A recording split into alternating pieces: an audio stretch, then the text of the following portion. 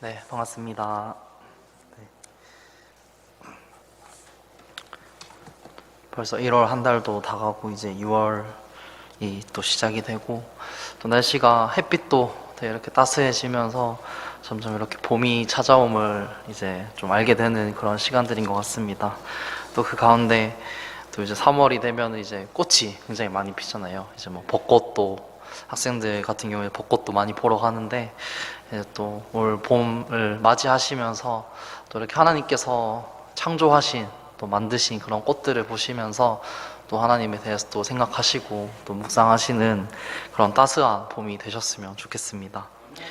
네, 오늘 말씀을 전하도록 하겠습니다. 네, 오늘 본문 말씀은 갈라디아서 5장 16절에서 26절까지의 말씀입니다.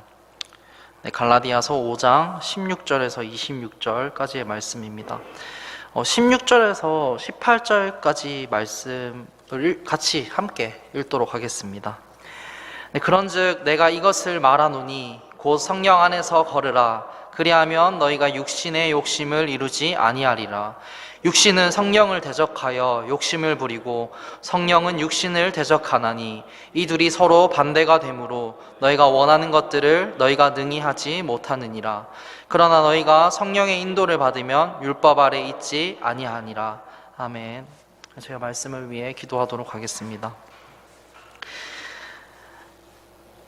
살아계신 하나님 아버지, 그리고 이 땅의 모든 것을 창조하신 하나님 아버지, 이 시간 하나님의 말씀을 전하기 위해 주의 종이 이 자리에 섰습니다. 주님, 이 자리에 설 때마다 정말 두려운 마음이 많이 듭니다. 정말 이 자리에서 제가 말씀을 전해도 되는 자격이 있는지 또 고민하게 되고, 또 하나님의 말씀을 정말 올바르고 하나님의 온전한 말씀만을 전할 수 있는지 정말 저의 그런 부족함과 또 저의 어떤 말의 솜씨와 능력들에 대한 고민을 하게 됩니다. 주님, 그럼에도 불구하고 제가 이 자리에 설 수 있는 이유는 저의 부족함을 하나님께서 채우시고 또 제 안에 성령님께서 계심을 믿기 때문에 그 성령님을 통해 또 제가 이 자리에서 말씀을 전할 수 있음을 믿습니다. 주님, 오늘은 또 성령 안에서 걸으라 라는 말씀으로 갈라디아서 말씀을 전합니다. 주님, 우리가 이 세상을 살아가면서 또 많은 시련과 고난을 겪게 되고 또 세상의 유혹들과 또 시험에 처하게 됩니다. 우리가 그런 시간들 가운데 우리 안에 계신 성령님을 잊고 지낼 때가 있습니다. 우리 안에 계신 성령님을 까먹고 지나갈 때가 있습니다. 주님, 이 시간 우리가 우리 안에 계신 성령님을 다시 한번 생각하게 하시고 또 우리가 말씀을 읽을 때 또 하나님의 말씀을 들을 때 성령님께서 우리와 함께 기도하시고 우리를 위해 기도하시고 또 그 말씀을 깨달을 수 있는 지혜를 주심을 우리가 깨달을 수 있는 시간이 될 수 있도록 인도해 주시옵소서. 주님, 또 날씨가 따스해지고 따스한 봄이 찾아옵니다. 정말 우리가 자연을 바라보면 정말 하나님께서 이 많은 창조물들을 만드시고 또 나를 창조하셨음을 또 깨닫게 됩니다. 주님, 이 땅에서 살아가는 시간 가운데 정말 우리가 하나님의 뜻을 잘 이뤄나갈 수 있는 그리스도인이 될 수 있도록 인도해 주시옵소서. 이 시간 온전히 하나님만이 높여지시기를 바라며 예수님의 이름으로 기도드립니다. 아멘. 네, 자리에 앉으시겠습니다.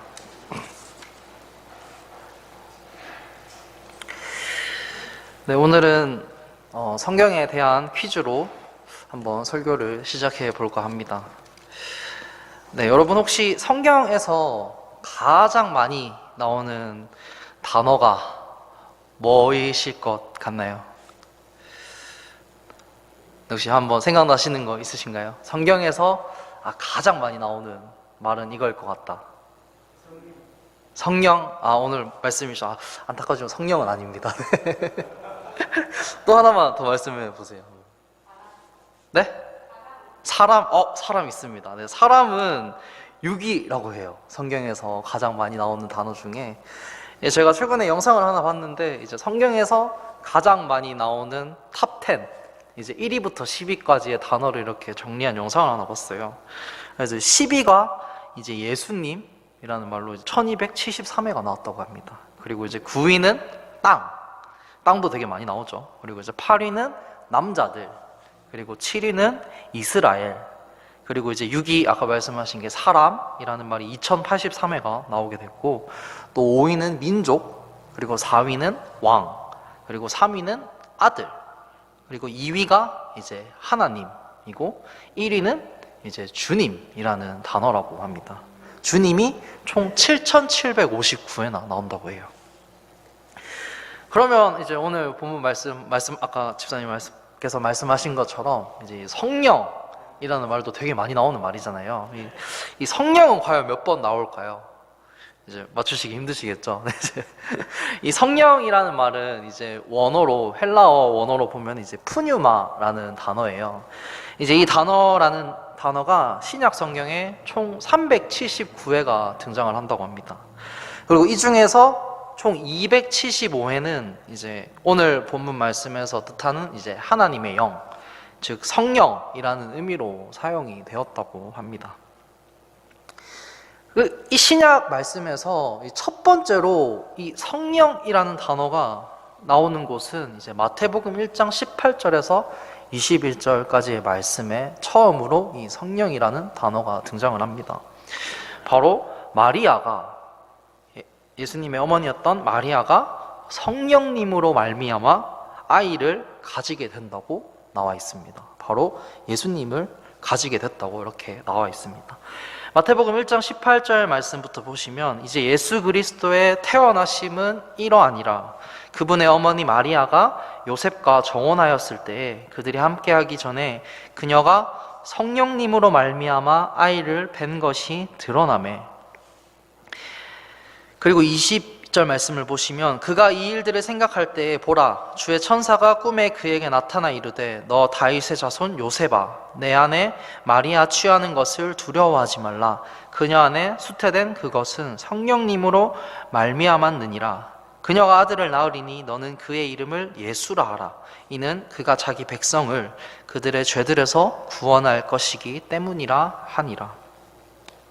이 신약 말씀에서 첫 번째로 등장을 하는 성령이라는 단어가 등장하는 그 순간에 나오는 것은 이제 바로 예수님께서 성령으로 말미암아 잉태하셨다라는 말씀입니다.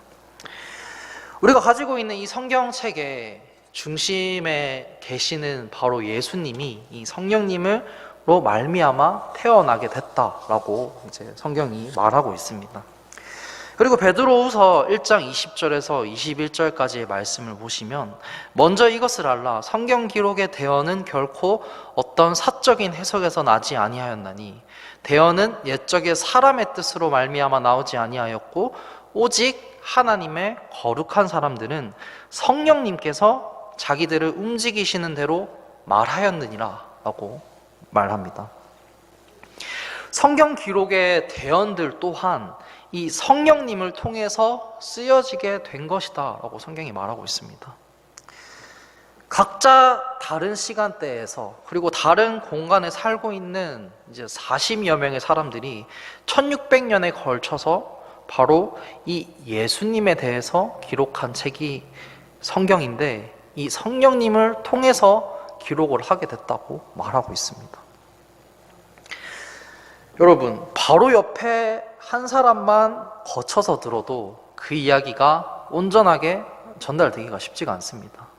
이제 옆에 사람은 벌레를 보고 놀랬다고 얘기를 해도 이제 한 두세 사람만 거치면 갑자기 뭐 호랑이를 보고 놀랬다 라고 얘기할 정도로 우리가 한 사람만 거쳐서 들어도 이 얘기가 엄청나게 변해서 들리게 돼요. 근데 1600년에 걸쳐서 40여 명의 사람들이 예수님에 대해서 똑같이 증언한다는 게 이게 확률상으로 말이 안 된다는 것이죠. 인간의 상식으로는 이해할 수 없는 이 일을 성경은 어떻게 말을 하냐면 이 성령님을 통해서 성경이 쓰여졌다라고 말을 합니다. 첫 번째로 성령님은 이 예수님의 탄생에도 관여하셨고, 그리고 두 번째로 성령님은 이 성경 말씀의 탄생에도 관여하셨습니다. 기독교 교리의 가장 핵심이자 가장 중심인 이 두 가지 모두에 관여하신 것이 바로 성령님이시라는 것이죠. 그리고 오늘 본문 말씀에서 이제 성령을 성령 안에서 걸으라 라는 말이 있습니다. 그래서 오늘 본문 말씀을 통해 우리가 첫 번째로 알게 되는 것은 성령 안에서 우리가 걷게 되면 육신의 욕심을 우리가 버리게 될 수 있다라는 것입니다. 16절 말씀을 보시면 그런즉 내가 이것을 말하노니 곧 성령 안에서 걸으라. 그리하면 너희가 육신의 욕심을 이루지 아니하리라. 육신은 성령을 대적하여 욕심을 부리고 성령은 육신을 대적하나니 이 둘이 서로 반대가 되므로 너희가 원하는 것들을 너희가 능히 하지 못하느니라. 성령은 육신을 대적하나니 이 둘이 서로 반대가 된다라고 적혀 있습니다. 이 말씀을 보면 이제 성령과 육신이 대조된다라는 것을 우리가 알 수가 있죠. 이 반대되는 개념이라는 것을 우리가 볼 수가 있습니다. 사람은 모두 죄인입니다. 아담과 하와가 선악과를 먹음으로써 이 죄라는 것이 사람에게 들어오게 됐고, 로마서 6장 23절 말씀에서 이 죄의 결과, 즉 죄의 삭시 사망이다 라고 적혀 있기 때문에 이 모든 사람이 죽는 이유는 이 죄 때문임을 우리는 알 수가 있게 되죠. 근데 로마서 6장 23절 말씀 뒤에는 죄의 삭은 사망이니라 라는 말씀 그 뒤에는 하나님의 선물은 예수 그리스도 우리 주를 통해 얻는 영원한 생명이니라 라고 적혀 있습니다.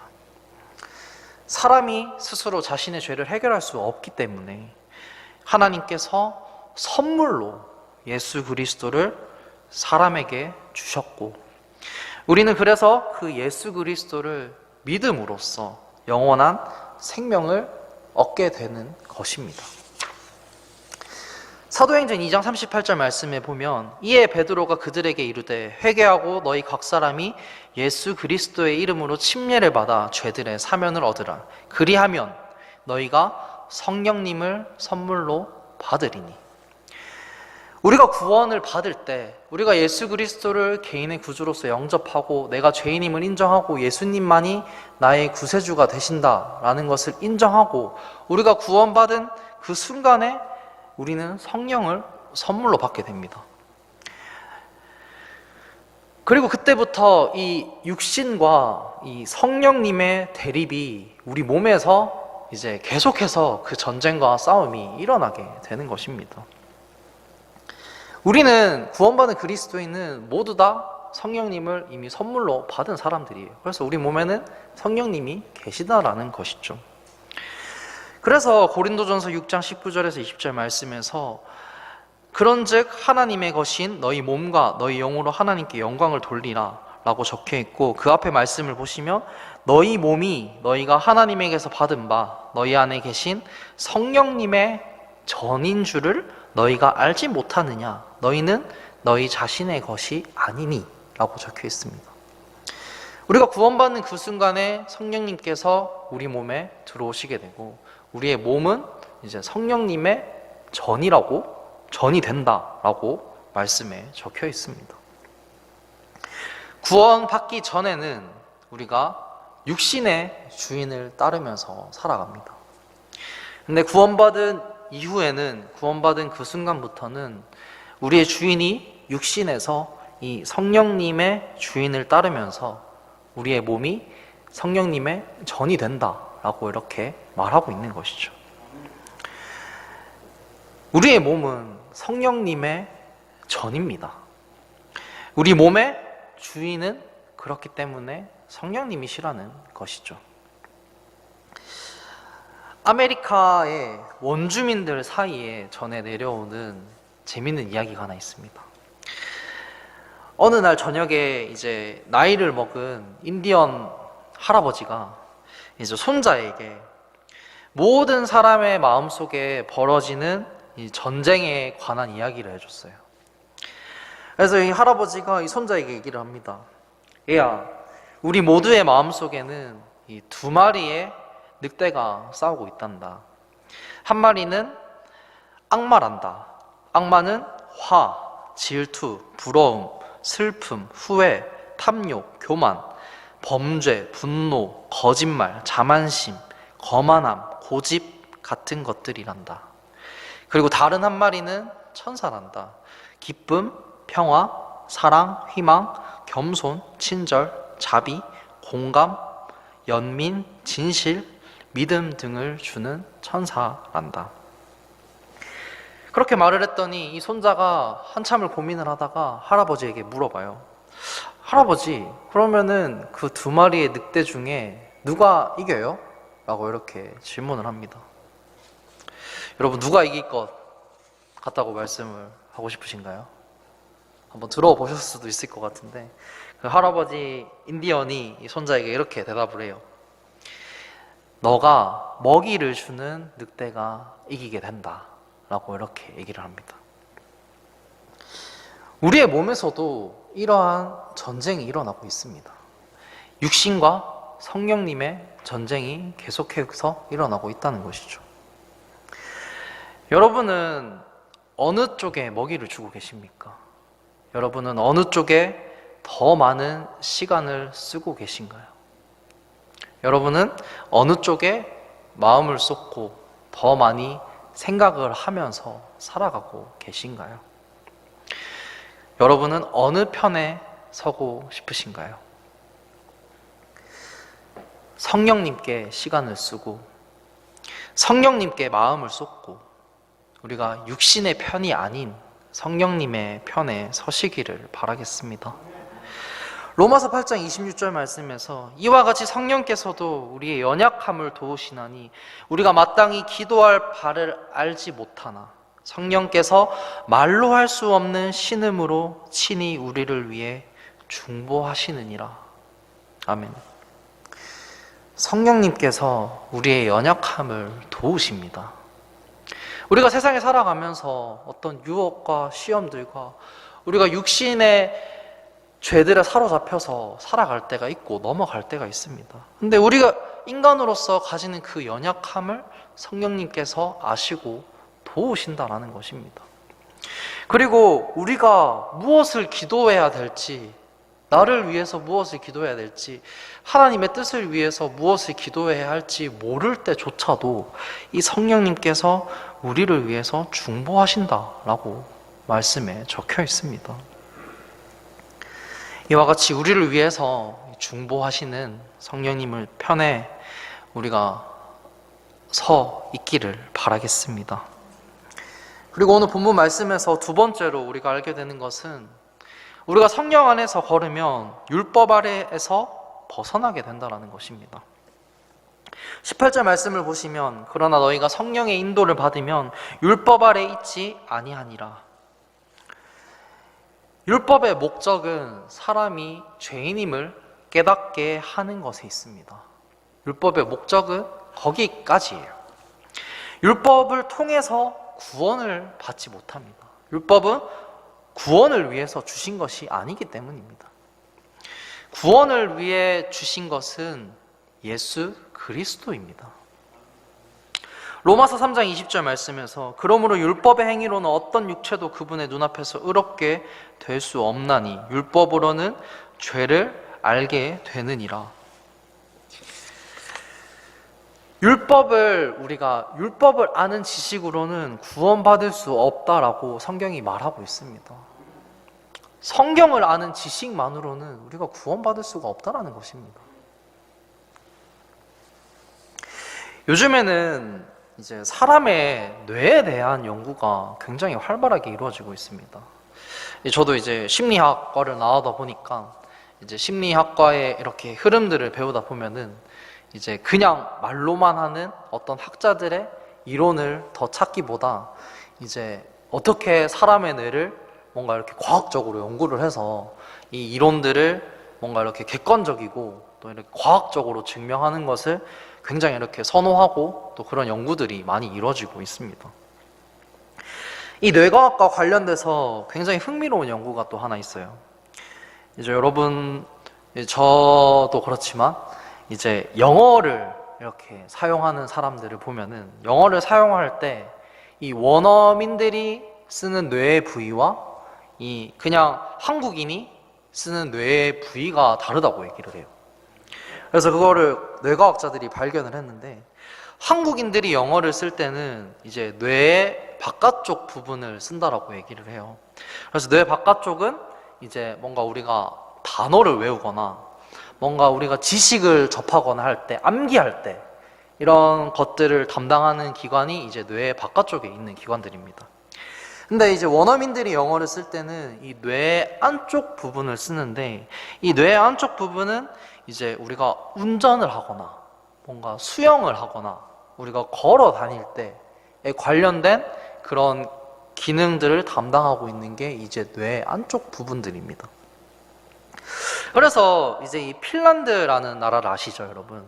이 핀란드라는 나라가 원래는 우리나라처럼 이제 영문법, 이제 뭐 영어 독해, 영어 듣기, 뭐 이런 그런 것을 가르치는 이제 영어를 되게 지식처럼 대하는, 암기처럼 하는 그런 교육을 했었는데, 이 뇌과학을 적용을 해서 이 뇌 안쪽을 쓰는 회화 위주의 영어 교육법으로 바꾸게 됐다라고 얘기를 해요. 그래서 이제 지금은 핀란드 국민의 70%가 영어를 유창하게 한다고 합니다. 근데 되게 흥미로운 건 그 핀란드의 60대 이상부터는 영어를 못한대요, 또. 그러니까 이 교육법이 바뀌게 되는 시점부터 이제 적용이 되니까 핀란드의 60대, 70대의 할머니, 할아버지들은 이제 영어를 이렇게 잘 못 쓴다고, 그렇게 그런 어떤 사회적인 격차가 생겼다, 이런 얘기를 한다고 합니다. 여러분, 성경을 우리가 그냥 다른 책들처럼 그냥 우리가 뭐 서점 가서 뭐 유명한 사람들의 책들이나 뭐 베스트셀러나 아니 뭐 되게 뭐 교양을 얻을 수 있는, 뭔가 인생의 교훈을 얻을 수 있는 그런 뭔가 교양 있는 사람이 되려고, 우리가 뭐 좀 똑똑한 사람처럼 보이려고, 다른 사람들로부터 존경을 받으려고 읽는 그런 책들처럼 우리가 성경을 대하면 안 된다라는 것입니다.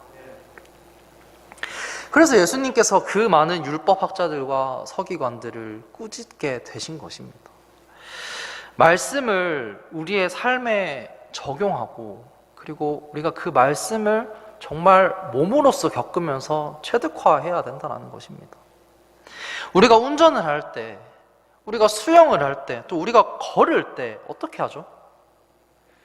우리가 뭐 운전 잘하는 100가지 방법 이렇게 해가지고 뭐 그 책을 100번을 읽어 보세요.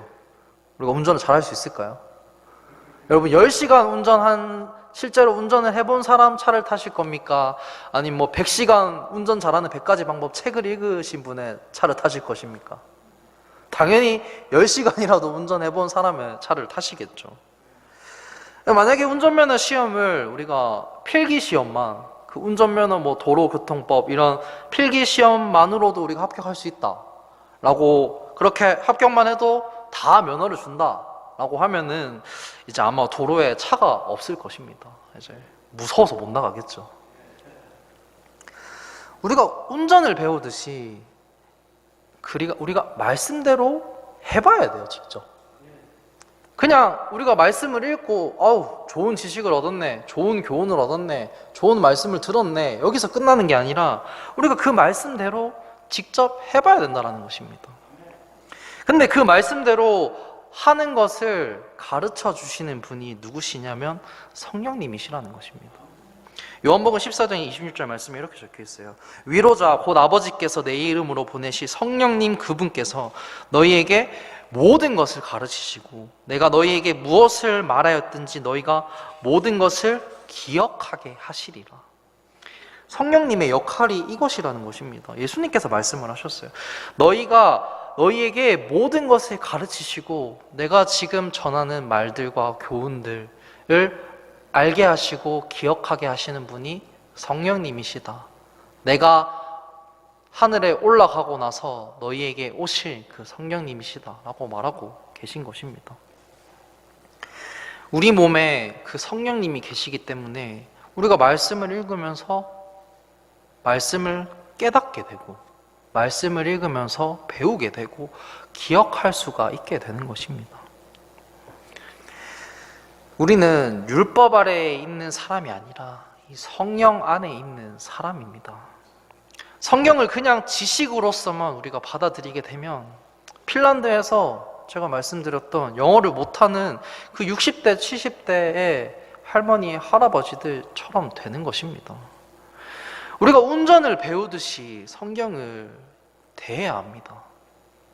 처음에는 시동을 걸어보고 성령님 이거 맞아요? 라고 우리가 이렇게 물어봐야 되고, 처음부터 우리가 막 시속 100km로 우리에게 어떤 시련과 인생의 고난이 오더라도 그걸 다 믿음으로 해내라, 믿음으로 선택하고 왜 하나님을 믿는다면서 그렇게 결정을 못하냐, 믿음의 선택과 결정을 해라 라고 이렇게 하면은 우리가 못합니다. 우리가 기어 1단에 넣고 믿음의 10km를 달려보면서 성령님 이거 맞습니까? 내 삶에 있어서의 작은 고민도, 작은 선택과 결정들도 성령님께 맡기면서 말씀을 읽으면서 그 선택과 결정들을 하나하나 맡겨나가면서 내가 말씀대로 작은 것이라도 행동해보고, 내가 말씀대로 작은 부분에서라도 순종해보면서 우리가 차근차근 해나가게 되는 것입니다.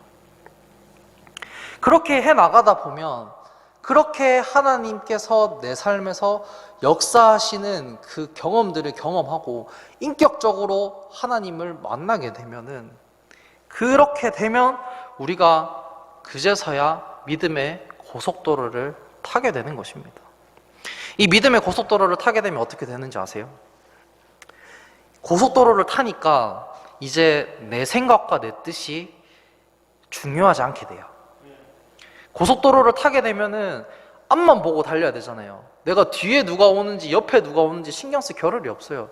시속이 100km 빠르게 가고 있기 때문에. 그렇기 때문에 하나님의 생각과 하나님의 뜻이 더 중요해지게 됩니다. 그리고 우리가 그 믿음의 고속도로를 탈 때는 우리의 조수석에 성령님이 앉아 계십니다. 우리가 혼자서 그 고속도로를 타게 되는 게 아니에요.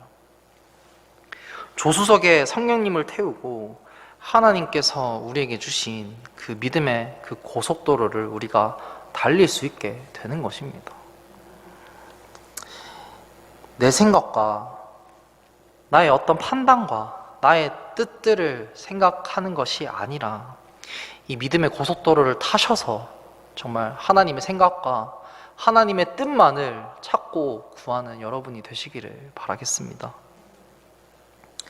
그리고 마지막으로 오늘 본문 말씀에서 우리가 알게 되는 것은, 성령 안에서 걷게 되면, 성령 안에서 걸으면 우리에게 성령의 열매가 맺어지게 된다는 것입니다. 이제 19절부터 21절까지의 말씀에서는 이 성령과 대적하는 육신의 행위들에 대해서 나와 있어요. 육신의 행위들을 보면 간음, 음행, 부정함, 그리고 경쟁, 증오, 진노, 다툼, 폭동, 시기, 살인, 이런 것들이 성령과 대적해서 일어나게 되는 육신의 행위들이라고 나와 있습니다. 그리고 22절 말씀부터 보시면, 그러나 성령의 열매는 사랑과 기쁨과 화평과 오래 참음과 부드러움과 선함과 믿음과 온유와 절제니 이 같은 것을 대적할 법이 없느니라. 여기서 이 열매라는 단어의 뜻은, 이 열매는 헬라어로 이제 카르포스라고 얘기를 해요. 근데 이 열매도 똑같죠. 이 열매가 그냥 얻어지게 되는 열매를 뜻하지 않습니다. 여러분, 농부들이 열매를 어떻게 얻는지 잘 아시죠? 그냥 씨앗을 하나 심어 놓는다고 해서 그게 자연스럽게 열매가 맺혀지게 되는 것이 아닙니다. 이 카르포스라는 열매를 뜻하는 말 또한 어떤 행동의 결과나 산물로서 나타나게 되는 것을 뜻합니다. 데살로니가전서 5장 16절에서 18절까지의 말씀 잘 아시죠? 항상 기뻐하라, 쉬지 말고 기도하라, 모든 일에서 감사하라. 기뻐하고 기도하고 감사하는 것, 이 세 가지가 하나님의 뜻이라고 적혀 있습니다. 그리고 이 말씀 바로 뒤를 보시면 데살로니가전서 5장 19절 말씀에서 성령을 억누르지 말라라고 적혀 있습니다. 우리는 성령을 억누르지 말아야 합니다. 성령님께서 우리 몸 안에서 이 사랑과 이 사랑의 열매, 이 기쁨의 열매, 화평의 열매를 계속 갖고 나가고 계세요. 우리 몸에서. 근데 우리가 그분을 방해하면 안 되는 것입니다. 우리는 성령님께서 열매를 가꾸시는 그 방향대로 따라가야 되고, 이 성령님께서 가라는 대로 하라는 대로 따라가야 된다는 것입니다. 이 성령님의 인도하심을 우리가 따라가야 된다는 것입니다. 제가 신학교에 1학년에 입학했을 때 가장 첫 번째로 신학생들이 모이면은 첫 모임에서 무조건 하게 되는 교재가 있습니다. 이제 신학교의 전통인데, 이제 어떻게 구원을 받았냐, 구원 간증을 하게 되고, 그 다음에 어떻게 신학교에 오게 됐냐, 이제 소명에 대한 간증을 하게 돼요. 이제 어떤 한 분은 이제 결혼도 하시고, 뭐 신앙생활을 이제 교회를 열심히 다니시다가 회사 생활을 하시다가 이제 소명을 받으셨어요. 근데 자매님께 얘기를 했는데, 자매님께서 부담감을 가지시고 나는 그 길을 못 가겠다, 이렇게 너무 그 부담감에 그렇게 말씀을 하셨다고 얘기를 해요. 그래서 이 형제님도 그 마음을 이제 조금 내려놓으셨다가, 그래서 이제 정말 그 마음은 계속 있는데 그래도 가정이 우선시 돼야 되는 것들이 있으니까, 그래서 계속 기도를 하시면서 지내고 있다가 좀 한동안 좀 잊고 지내셨대요, 이 소명을 받은 것에 대해서. 근데 어느 날 갑자기 자매님이 아직도 그 소명과 부르심에 대해서 생각을 하고 있냐 이렇게 물어봐가지고 아직도 좀 그런 마음이 있다 이렇게 얘기를 했는데, 그 자매님이 그러면 가자 이렇게 얘기를 했다고 합니다. 또 다른 한 분은 뭔가 이렇게 세상에서 여러 일들을 많이 하고 계셨어요. 뭐 직장도 가지시고 되게 뭐 수입도 많이 버시고 이렇게 하는 길을 걷고 있었는데, 자기가 뭔가 더 이렇게 더 좋은 수입을 얻게 되거나 뭔가 더 좋은 기회들을 얻게 됐는데, 그 길이 자기가 뭔가 하고자 하는 것들이 계속 막히더래요. 그래서 뭔가 그 길들이 자꾸 정말 이상하리만치 막히는 그런 순간들을 많이 경험을 했다라고 말씀을 하셨어요. 그런 순간들에 맞이를 하시다가, 그러다가 갑자기 말씀을 읽는 가운데 소명을 받고, 내가 신학교에 가야겠다라는 그 소명을 받고 이렇게 신학교에 오게 되셨다 이렇게 말씀을 하시더라고요. 이런 경험들이 성령님께서 인도하시는 경험인 것입니다. 저도 그렇습니다. 제가 불과 지금으로부터 5년 전에 대학교를 졸업할 때만 해도 제가 이 자리에서 설교하는 모습을 상상도 못했습니다. 육군훈련소에서 이제 제가 GOP 경계병을 지원을 했어요. 그래서 훈련소에 이렇게 올백머리를 하신 그 군인 간부 중 한 분이 오셔가지고 이제 얘기를 하시더라고요. 너네 GOP 가면은 하루에 딱 6시간만 근무하고 18시간은 자유시간이다. 근무 시간 외에는 아무 터치도 하지 않는다. 제가 훈련소에서 계속 말씀을 읽으면서 기도를 했던 게 뭐냐면, 하나님, 제가 어떤 곳에 가도 상관없습니다. 대신 매주 예배를 지킬 수 있는 곳만 보내주세요 라고 기도를 했어요. 그래서 그분이 이제 그렇게 얘기를 하길래, 뭐 GOP의 장점, 뭐 한 달 경계 근무를 열심히 서면은 이제 한 달에 1일씩 포상휴가도 준다. 그리고 뭐 생명수당을 줘서 이제 월급도 많이 받는다. 뭐 그게 하루에 500원인 거를 이제 가서야 알게 되긴 했지만요. 그래서 막 그런 온갖 감언이설로 우리를 막 꼬셔요. 이제 어떻게 해서든 데리고 가려고 이제 아무것도 모르는 훈련병들이 이제 따라가게 되죠. 그래서 제가 이제 질문 이제 다 이렇게 설명을 하시고 질문 없냐고 이렇게 물어보시길래 제가 이렇게 손을 들고 질문을 했어요. 거기 가면은 산속인데 이제 예배를 드릴 수 있나요? 이렇게 물어봤습니다. 있습니까? 이렇게 물어봤어요. 그러니까 그분이 되게 환하게 웃으시면서 이제 가게 되는 모든 곳에 다 예배당이 있다. 이제 컨테이너 예배당이 다 있기 때문에 예배 시간은 무조건 다 지킬 수 있다. 이렇게 얘기를 하시더라고요. 그래서 예배 지킬 수 있네? 하나님한테 제가 그렇게 기도를 했잖아요. 하나님, 제가 예배 드릴 수 있는 곳이면 어디든지 가겠습니다. 그래서 제가 지원을 해서 이제 GOP로 이제 끌려갔죠.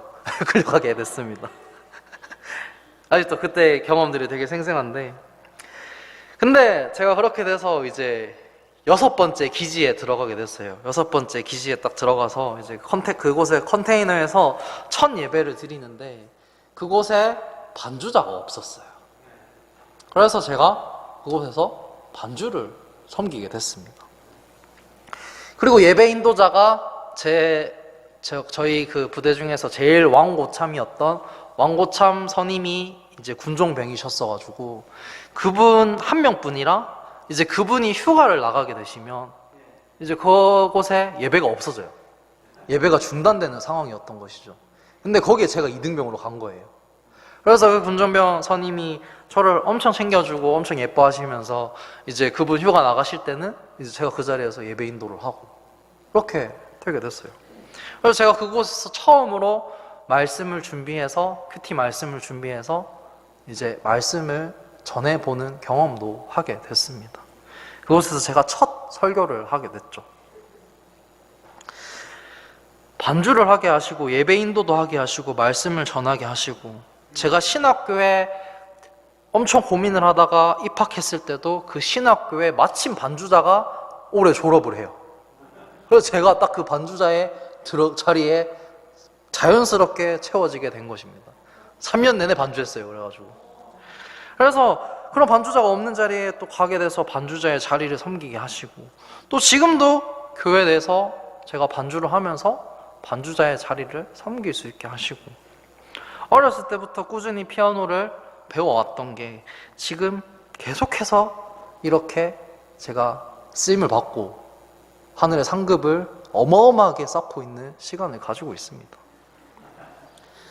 대학생 때는 친구를 통해서, 그 친구도 목사님 아들이거든요.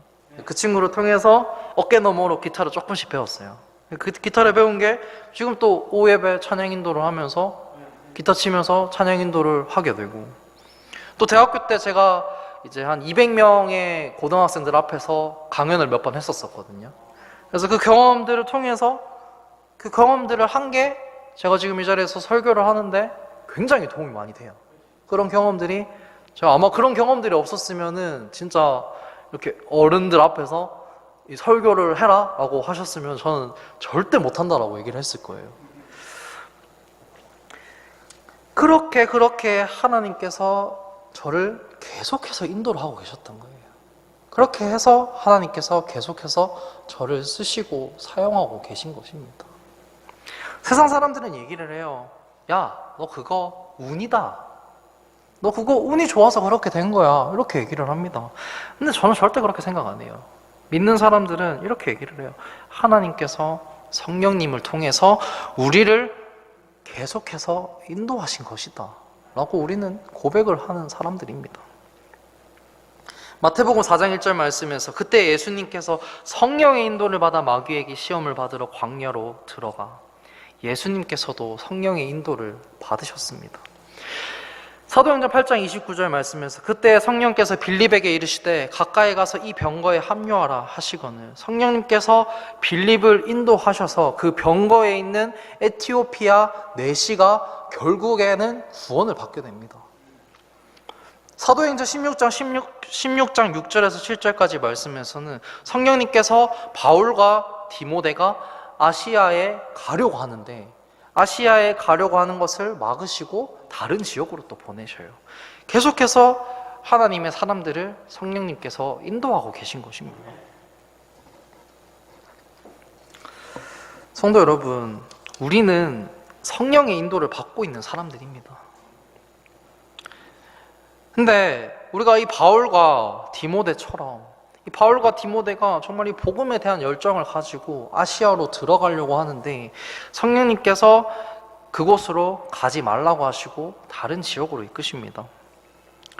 또 이런 의문이 들을 수가 있어요. 저는 이런 의문이 들었거든요. 복음을 전하러 가는데 왜 막으셨을까? 그 지역에 가는데 이 열정과 뜨거움을 가지고 가는데 왜 막으셨을까? 그런 의문이 들죠.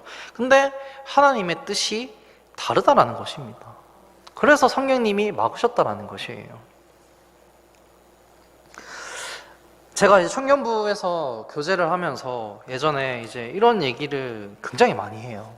청년부 회장직을 맡게 되면 그 1년은 최선을 다해 열정을 다해 교회를 섬기면서 헌신을 하는데 이상하게 그 다음 해가 되면 교회를 잘 안 나오게 된다, 이런 얘기를 해요. 어떻게 좀 공감을 하십니까?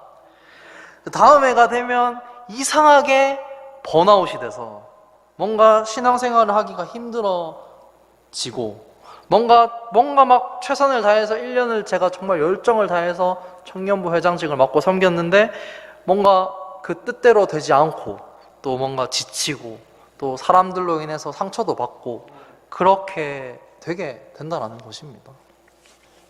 바울과 디모데도 똑같았어요. 복음에 대한 열정을 가지고 사역에 대한 열정을 가지고 아시아로 들어가려고 했는데 성령님께서 막으시는 것입니다. 김이 빠지죠. 번아웃이 될 수도 있어요. 자기 생각과 자기 뜻만으로 가면 인간적인 마음에는 그런 마음들이 들 수가 있습니다.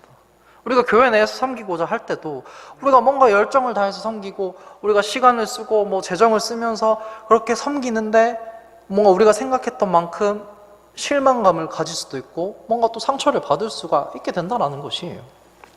근데 이 뒤에 바울이 뭐라고 말을 하냐면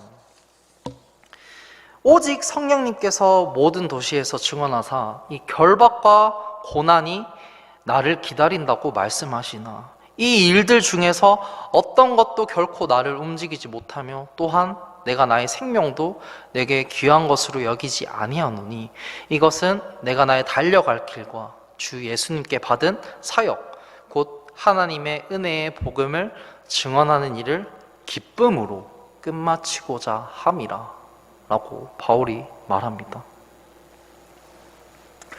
어떤 것도 결코 나를 움직이지 못하며 바울이 이렇게 말할 수 있었던 것은 바울은 성령님께서 나를 인도하고 계신다라는 것을 믿고 있었어요. 알고 있었죠. 성령님이 아시아로 가지 말라고 아시아로 가는 길을 막으셨을 때 바울은 그 자리에서 멈춰 섰고 성령님께서 결박과 고난의 길이 그 도시들에서 기다린다라고 말하셨을 때 그럼에도 불구하고 그 결박과 고난과 힘든 길들이 내가 감당해야 하는, 내가 걸어가야 하는 그 길이라는 것을 그 인도하신다라는 것을 믿고 있었다라는 것입니다. 성도 여러분, 성령의 인도를 받으셔야 합니다. 인간적인 마음으로는 결박과 고난의 길 우리가 걷고 싶지 않습니다. 청년부 회장직 맡고 싶지 않을 수도 있어요. 부담감, 청년부 회장만 맡은 사람들이 그 다음 해가 되면 이상하게 막 교회도 안 나오고 신앙생활도 소홀히 하고 뭔가 상처받고 이런 상황들을 보면 청년부 회장직 안 맡고 싶어질 수도 있습니다. 뭔가 좀 더 편한 길, 교회 내에서 그냥 평범하게 교회를 다니는 길들을 원할 수도 있어요. 내가 가고자 하는 길, 뭔가 멋지고 편한 길, 뭔가 교회에서 되게 보여지는 일들, 인정받는 일들 우리가 당연히 하고 싶죠. 그 길을 걸어가고 싶죠. 세상 사람들이 말하는 어떤 성공의 길들, 뭔가 되게 있어 보이고 멋있어 보이는 그런 길들 우리가 걷고 싶죠, 당연히. 근데 우리는 성령의 인도를 받아야 하는 사람들이라는 것입니다.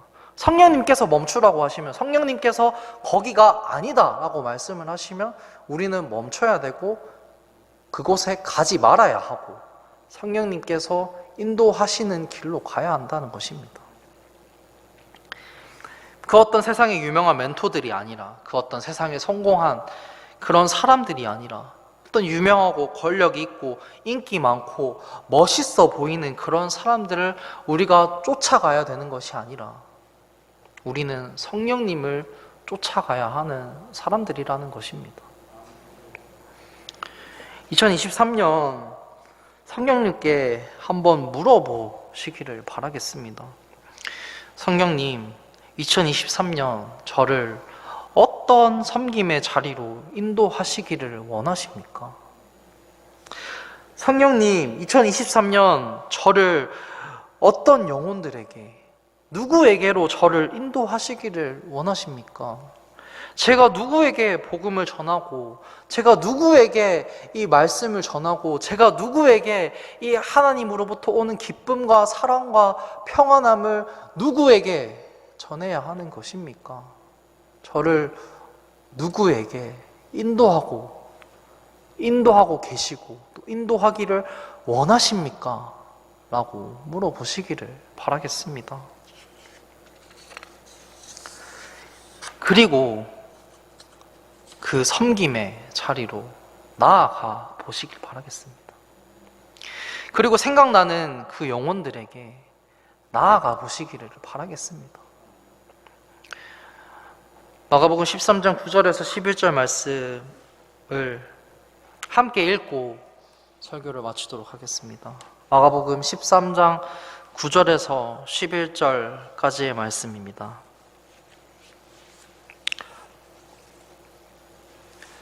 네, 함께 읽도록 하시겠습니다.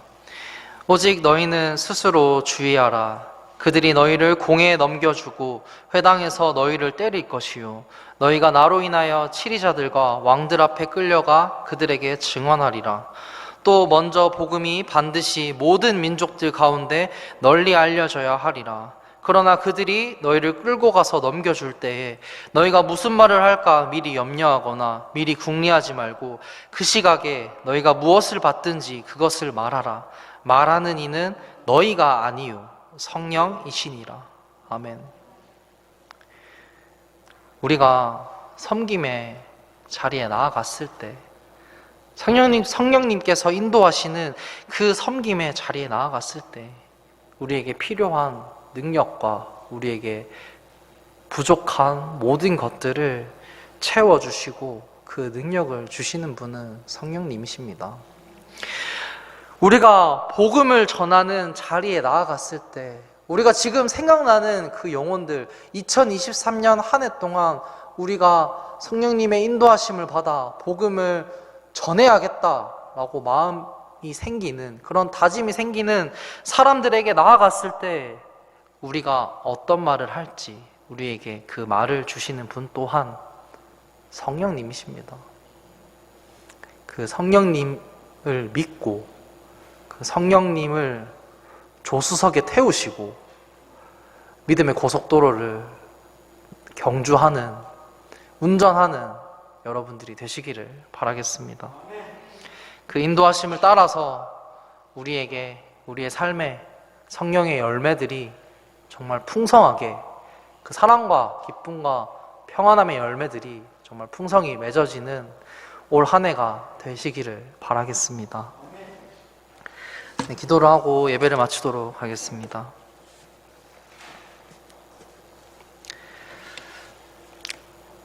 사랑의 하나님, 우리의 삶에 또 기쁨과 평안함을 주시는 하나님 아버지,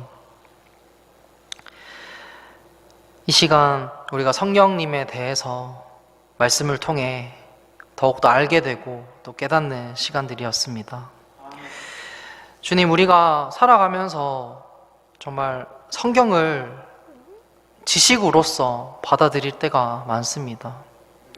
우리가 성경 말씀을 읽으면서 또 기도를 하면서 우리가 정말 말씀대로 행동하고 말씀대로 순종하지 못하는 순간들이 너무나도 많음을 기억합니다.